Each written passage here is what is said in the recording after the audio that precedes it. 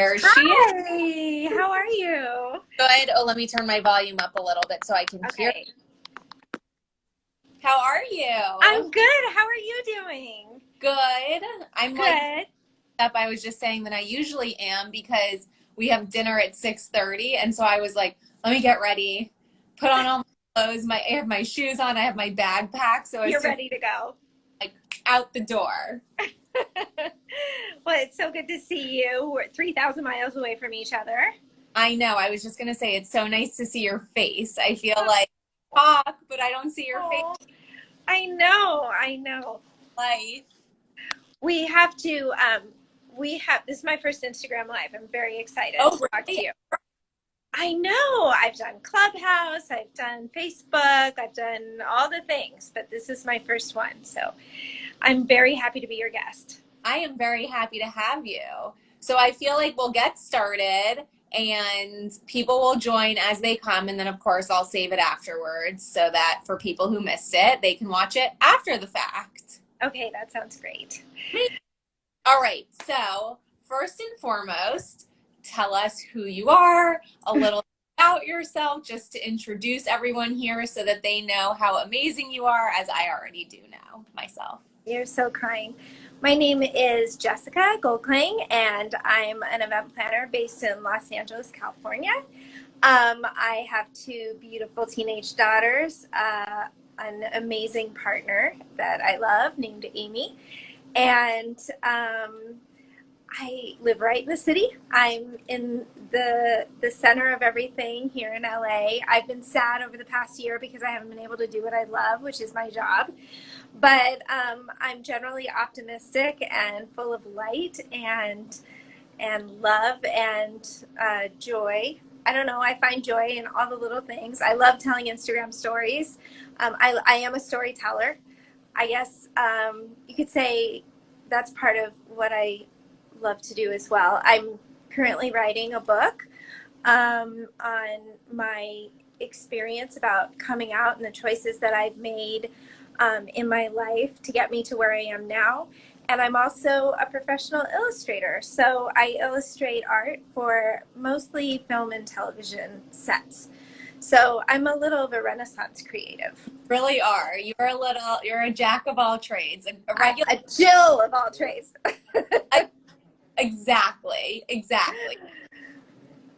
But yeah, I'm so excited to read your book. Like I will be the first one to buy it because your story is just incredible. So Thank you. for everyone here, I'll explain. Jessica and I met through my old job, and instantly I knew that I loved her and wanted to be friends with her and just keep her in my life because I said she's bubbly and full of life and so positive.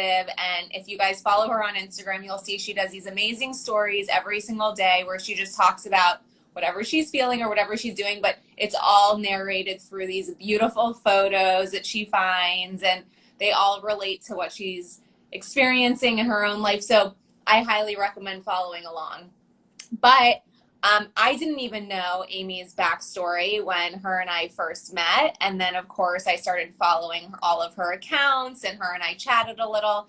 And she kind of explained to me what she's gone through in her life, which is a little bit different than previous guests. She hasn't necessarily lost a person to death, but she has lost sort of a bit of herself and then found a new part of herself. So I guess explain like a little bit of your old life, who you were, what you were portraying to everybody, and then sort of how that parlayed into where you are now, which I think is the good part of your life. Well, looking back and as I'm taking this journey writing the memoir, I see that life doesn't always have to have, like, there aren't, I just want to say, there aren't like good and bad parts. I think like there are good and bad within each part of your life. And I'm just so lucky to be in an amazing part right now. But there was a lot of untruth in the life that I lived before and lack of authenticity that I've come to experience over the last 4.5 years. And I think it started and it was rooted in the fact that when I was young, my parents had a very tumultuous divorce, and I think I was like, I had a hole that I needed to fill, and I felt like I wanted to get the attention or the affection that I wasn't receiving. So I kind of set out to be like the most perfect child and the most perfect being I could be. And I set out to create this life with a lot of stories in between where I would check all the boxes that I thought I needed to be checked in order to be happy, and what society said we needed to check in order to be happy. And I was married. I got married when I was very young, 25 years old, to an amazing man who I'm still very good friends with. And we started a family. I had two beautiful daughters, and I kind of morphed into this, housewife that wore pearls and 1950s house dresses. And we had a beautiful home with a white picket fence and a dog. And like, I'd carry around baskets of muffins and go to board meetings. And I was like, I really thought I had a happy life, and I really thought I was doing everything that I needed to do to maintain that happiness. I was totally unaware that there was more. And then there had been some history in my past with attraction to women that I never really wanted to address because it didn't fit into the narrative of what I wanted my life to be. And then I met a woman who just completely rocked my world. And once that happened, I had as Glennon Doyle would say, I had a knowing that I wasn't being truthful to myself and that I was really gay.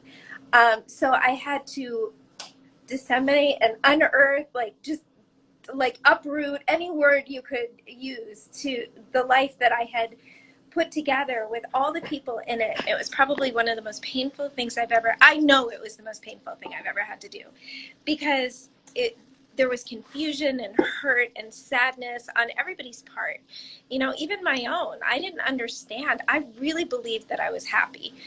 And then once I started to develop my life as who I was, it's amazing how colorful it came to be, and how beautiful and happy, like that level of happiness that I didn't even know I could reach, developed in a time when I thought I was doing all the right things to get it, but it wasn't right for me. Do you know what I mean?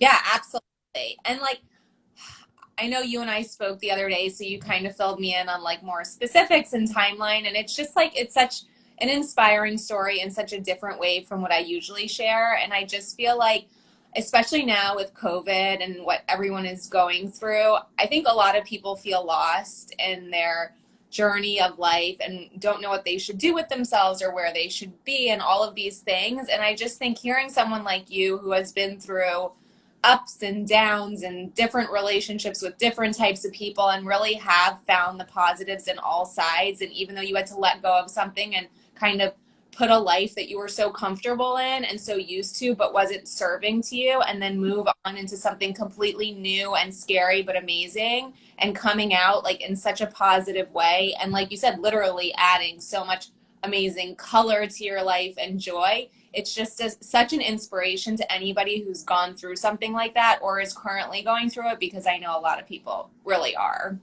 Yeah, I agree with you. And even looking at, like, as I'm writing this book, looking at the choices that women make, to decide how to move forward in their life. Like, they aren't always based on what you want inside and that voice of what you really want, because we feel like we have to take care of everybody else, or we have to be what society expects us to be. So to really look at what choices you make in the way that you move forward, and to make them for what makes you happy. It's a hard thing to do. It takes a lot of effort and self searching and all of that. So I feel lucky that I've been in that position to be supported by so many people while I've gone through that transition. I totally agree. Who wouldn't want to support you? I'm sorry? I said, who wouldn't want to support you? Oh, you're so kind. Thank you. what I think is super helpful to a lot of people on here, because obviously we've sort of spoken vaguely about it. What sort of advice would you recommend for somebody who is struggling or making a significant change? Like, what helped you in your process? Were there actual tools that you used, or things that you did, or people that you reached out to, or groups that you recommend? Like, anything that you would say, like, this is what I suggest, go for it. Okay. Well, I think first and foremost is to not be scared of discomfort. I know that we look at pain and something that's unfamiliar and uncomfortable as something that we want to back away from because it feels yucky. Mhm. But where I am in my life right now, if something is uncomfortable, I lean into it because I feel like if we look at what's really going on, then we can go through it rather than trying to avoid things. So that's part of how I dealt with things is I didn't run away from what was happening. And I also led with honesty. I'm always trying to be authentic and honest with myself and with the people around me. That comes, I think, with age and experience. Like in my 20s, I never could have done that. You know what I mean?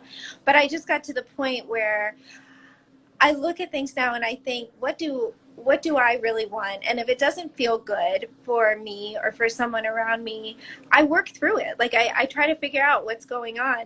So sometimes that takes reaching out to people, and sometimes those people aren't there. People can serve you for different things. So like my best friend may not be able to serve me for one thing, but someone I barely know may have gone through that experience and I can reach out to them. So connecting with people and not being afraid to be vulnerable and ask for help and lay it all out on the table with someone who feels safe. It's just communicating and then providing that same service back to someone else because I really believe what you put out into the world comes back to you. So to be gracious enough to be there for another person. Um, when I first came out, I didn't know what was happening to me. Like, I needed someone to help me. So I reached out to someone, like I said, who I barely knew, a girl, a woman that I had gone to school with when I was young named Becky. And she was the only person I knew, the only woman I knew closely who was gay. And I'm Okay. like, hi, Becky, can I talk to you? And she became my angel for that year. She helped me and guided me. And I would say, is this normal? Is that okay? How can I feel about this? Because it was hard navigating a relationship with a woman after I had been with a man for 20 years. Um, and Becky was an angel. And, she was a friend for a season, like a lifelong friend, forever for sure. But she really played a daily role in my life for a while. And then, she and I have moved on, but have kept that place, in our hearts for each other.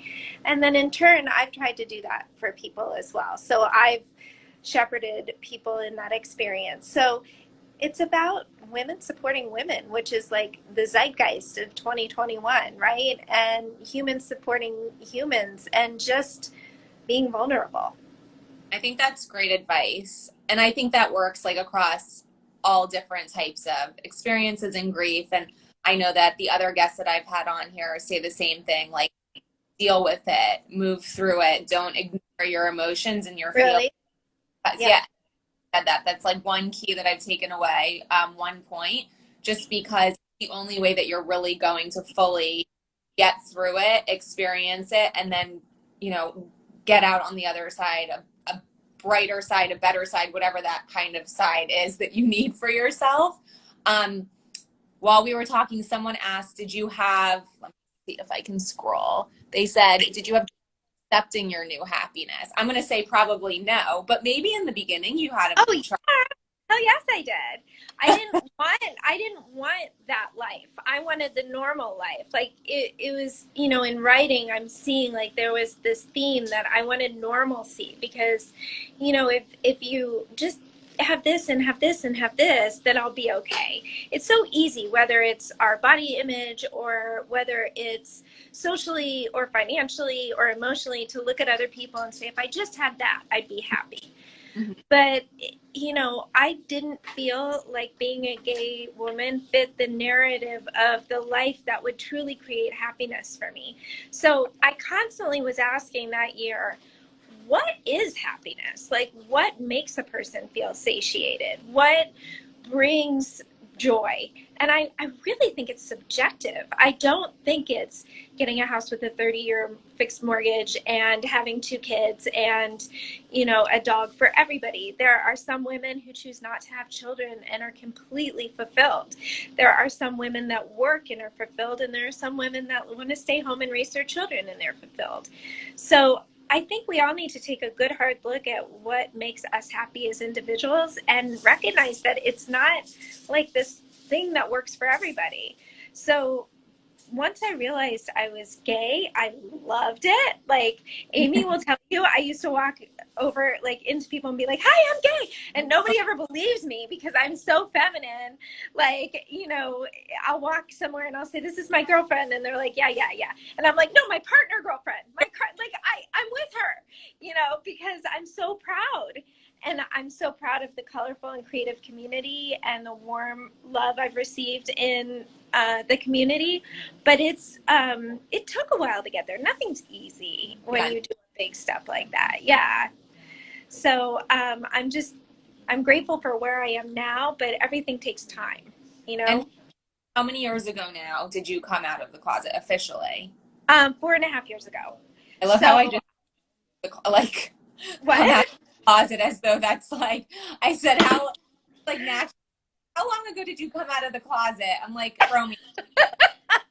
I knew what you meant. I knew what you meant. 4.5 years ago was Okay. when I had the realization of what was going on. And it was a slow process to get there. And, you know, I'm just in this amazing place right now where I love and respect my ex-husband so much. I love his girlfriend.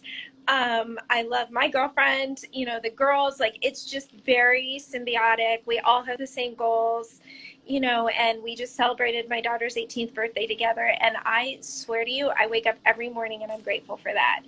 And I think that it's so important to lead in gratitude. And I always say that's my religion because you can never be poor if you're looking at all of the things that you can be grateful for. You know, there are just so many beautiful things to be grateful for. I think it also just speaks to the way that you handle the entire process and being so open and forthcoming with everything and not hiding things from people because then they knew that they can trust you and support you and that it's not something that you were trying to make difficult for people. This was just something that you felt was part of your life that you needed to experience and, you know, and that. Yeah, people were shocked, and it took me a while to come out, you know, to people. I did it slowly. A lot. Do you know the restaurant Le Pan Quotidien? Yeah, of course.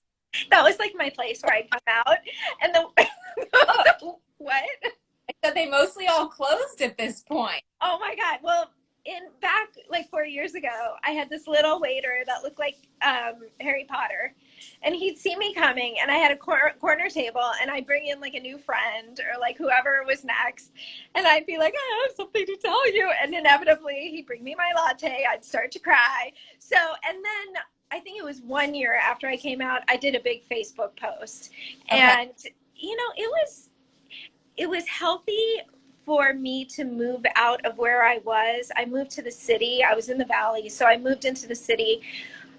You know, I'm so lucky. Amy is an amazing set decorator.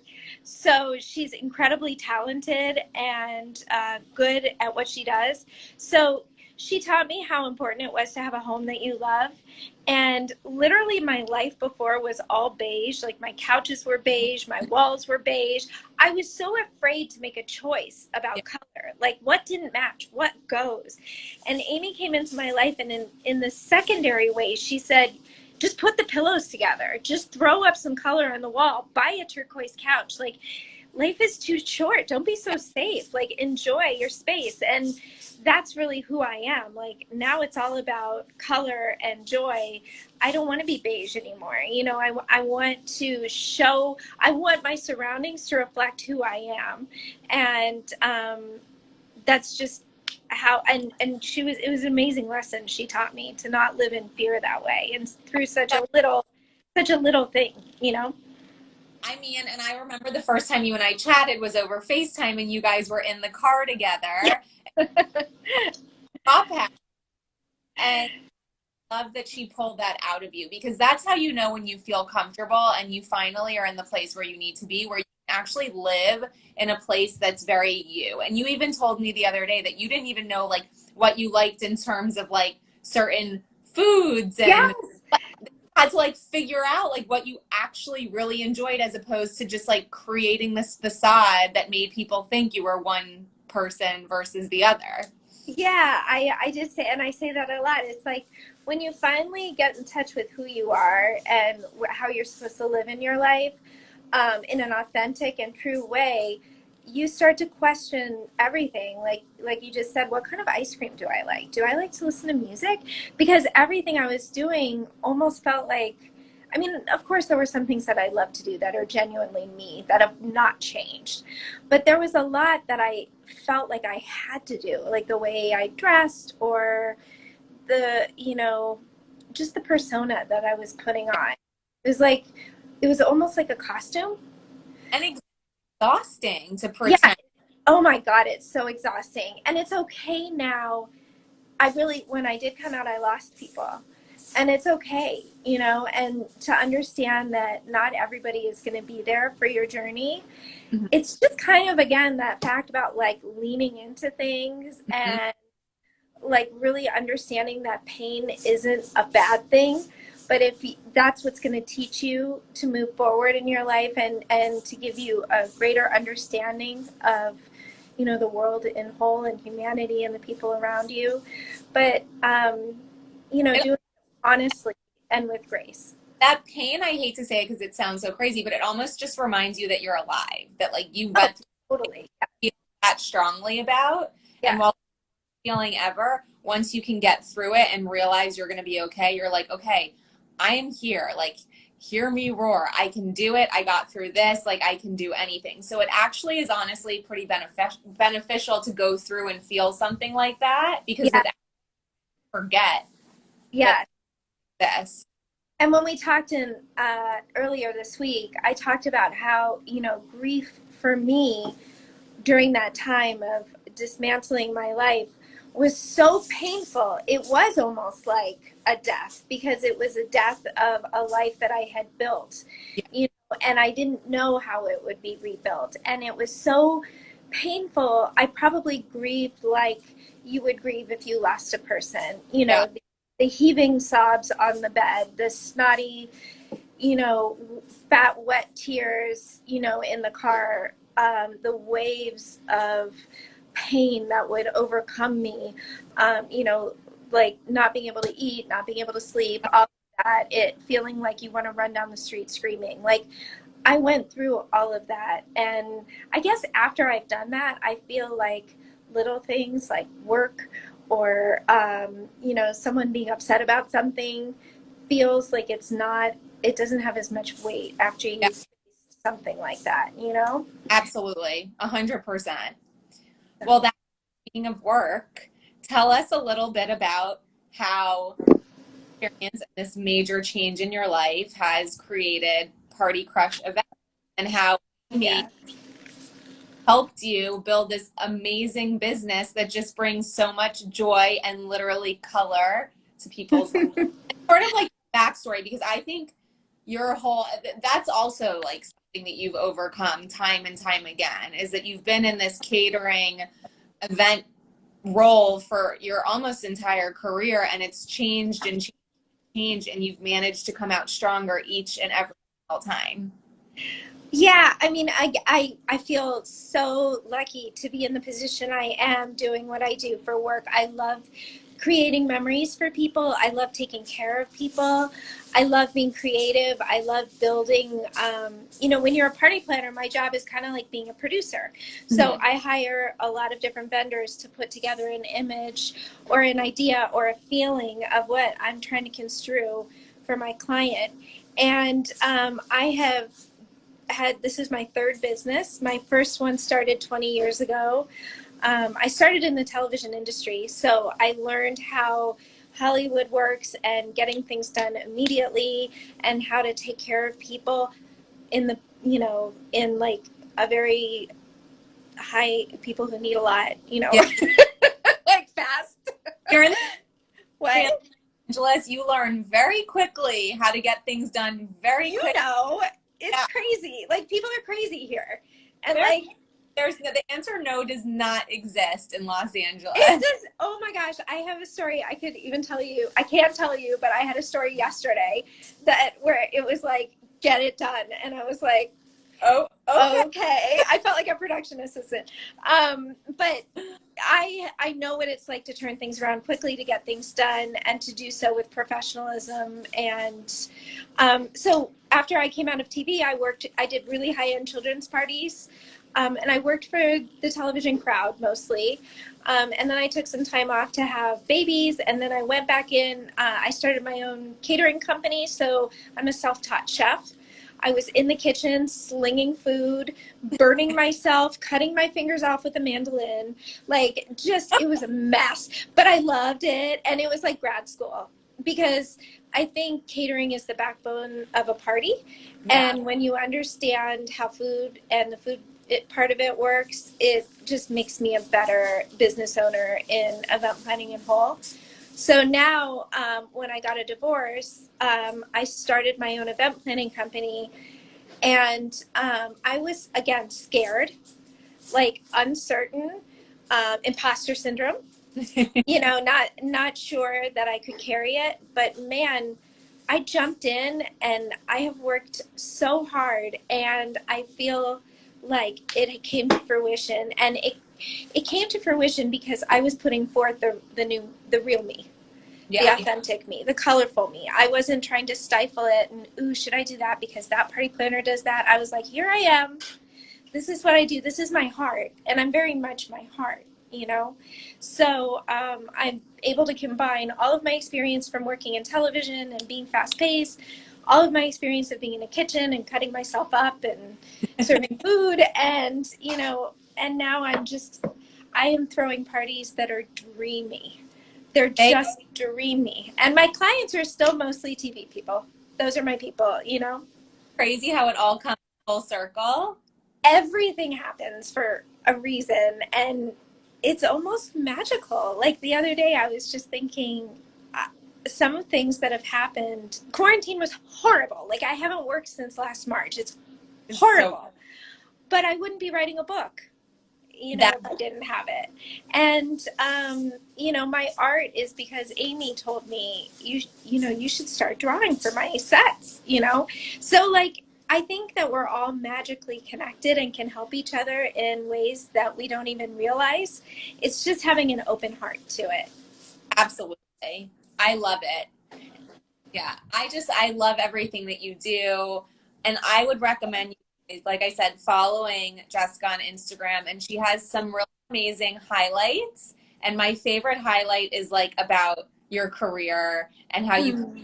old pictures of you in the kitchen and that, and it's just like again, I think when you tell it, it doesn't seem probably as inspiring to you as it does to somebody else. No, not at all. But one of the first things I did when I started following you after you and I met is I watched that highlight and I was like, wow. Like, and this was before I even knew about your other life stories and all of the, ups and downs and crazy things that you've gone through. And I'm just like, wow, this is amazing to see like how you started here and went here and then here. And you've ended up like Party Crush Events is like the epitome of just happy, happy, happy, color everywhere, which for somebody who only used to wear beige and live in a beige house is, but yeah, I just want everybody to go check you out. Thank you. And Thank just, you. Can't wait to get back to it. I can't even tell you. I I, feel I like want to host a party just so that you can do it. you will. I know which one it is too. I also travel, which has been great. I have a wedding in Colorado coming up next year, and yeah, I go everywhere. So I was supposed to do a party in Connecticut before COVID. I've done a women's conference in Chicago, so I'm not just limited. my mantra in business is to say what Tina Fey says, say yes and figure it out later. So I feel like surrounding myself with really experienced and incredibly inspiring people. If I ever get in a jam where I need advice, I just go to the people around me.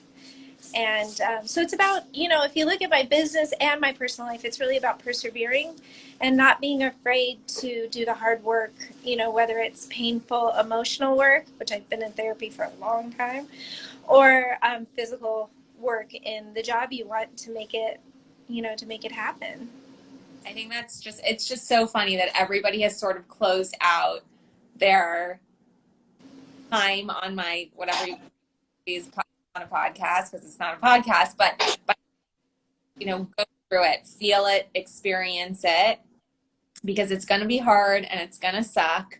But once you get through that part, you will come out, like I always say, stronger on the other side. So I really look to Elizabeth Gilbert for that. She's probably my, the writer, Elizabeth Gilbert.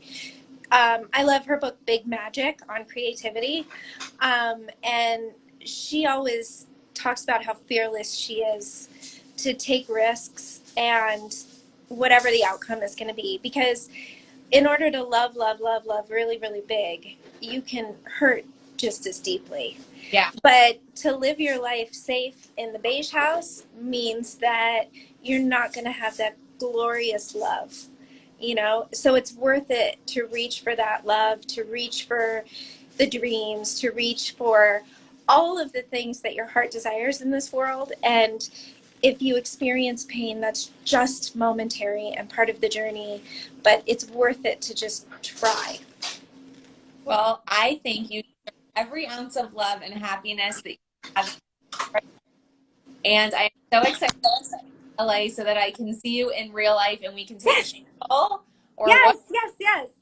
Oh, maybe in your new abode if that's going to happen. Fingers crossed. Yes.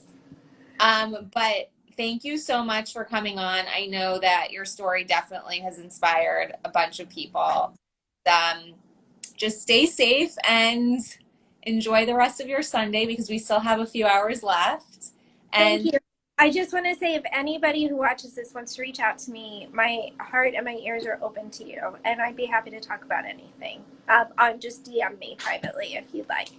Even better, yes. And I'll share afterwards. That's my mom. She loves you. Hi, Mom. Oh. I'm going to meet you one day, Joy. We'll love it. You guys will be like best friends. Oh, good. Yeah, I'll share all of Jessica's information on my stories after. And if you guys don't remember or you want to get in touch with her, you can also reach out to me and I will connect you guys. So that's all for today. Thank you. Thank you. Thank you, everyone. Have a wonderful Sunday. All right. Mwah. Bye. Bye.